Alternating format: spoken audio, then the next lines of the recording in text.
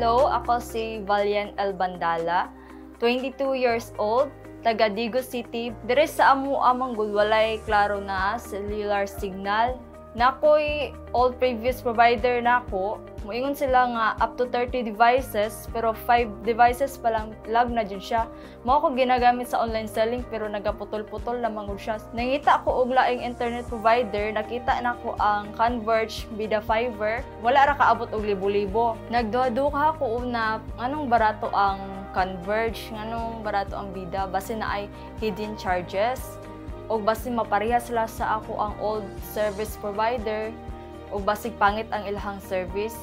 Mas dali ta makapangutana sa ilaha kana aslay office diri lang sa Digo City.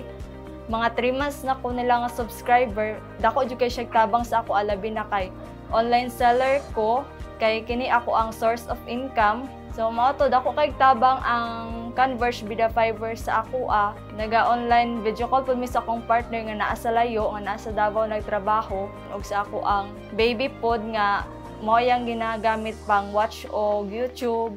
While naga-online selling ko, nagatan-aw lang siya, malingaw siya. Ug napo sa libre nga mga bundles, para sa ako ang free self-learning bundles na e-commerce and virtual assistant business.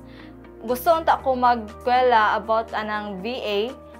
Dayon naas lagi gihatag lang sa ako ang libre kaysa magbayad ko og libo-libo. Mas nakatipid pa ko sa ilha nga gihatagan ako ng free bundles.